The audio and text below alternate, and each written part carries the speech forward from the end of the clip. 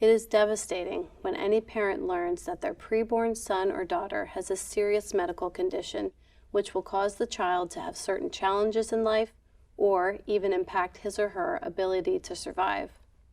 As a neonatologist, I personally care for many patients whose parents were given this tragic news. Sadly, many parents are told in these situations that abortion is their only option or their best option. But abortion is not the only option when a preborn child is diagnosed with a serious or lethal medical condition. It is important to understand that unfortunately, some babies are misdiagnosed in utero or have medical conditions whose long-term outcomes are unclear at the moment of diagnosis. If allowed to be born, some of these babies may in fact turn out to be perfectly healthy if they were misdiagnosed, and others may indeed have some special needs, but ultimately live a long and happy life. Medically speaking, it can be very difficult to confidently predict the long-term outcomes of many conditions diagnosed in utero. It is a tragedy that some parents have been offered an abortion based off of a misdiagnosis. This is the story of Suzanne Guy, who at 22 weeks pregnant was told her baby had a chromosomal abnormality incompatible with life and was encouraged to have an abortion by 3 different physicians. Suzanne refused, delivered her daughter at 26 weeks, and now her daughter Rachel is 21 years old. It is a tragedy that Rachel might not have been here today if her mother had made a decision based on a misdiagnosis.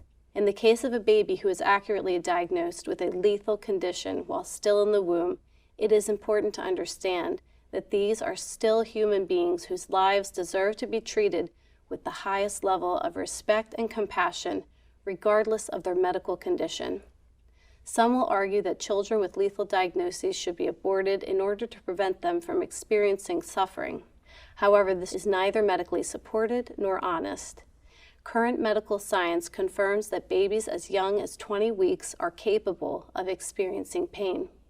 In a dilation and evacuation or a D&E abortion, babies are intentionally dismembered, many while still alive, having their arms and legs pulled off and their bodies and skulls crushed before being extracted from the womb.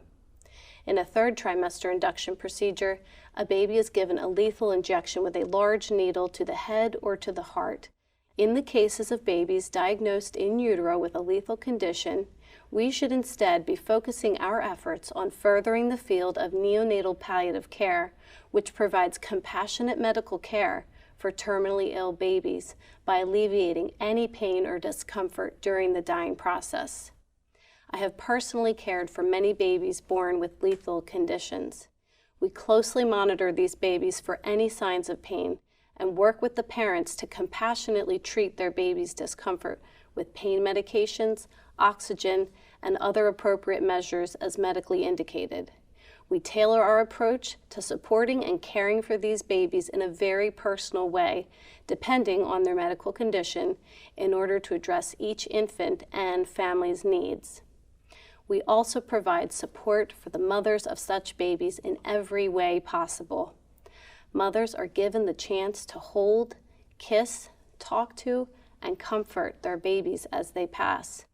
Unfortunately, many mothers carrying babies with lethal medical conditions have never been offered or presented with the option to pursue palliative care for their child. If we are truly advocating to empower and educate women, we need to be openly and honestly discussing this compassionate and life-honoring option. All babies deserve to be born, shown compassion, treated with dignity and respect, and supported, even through the dying process.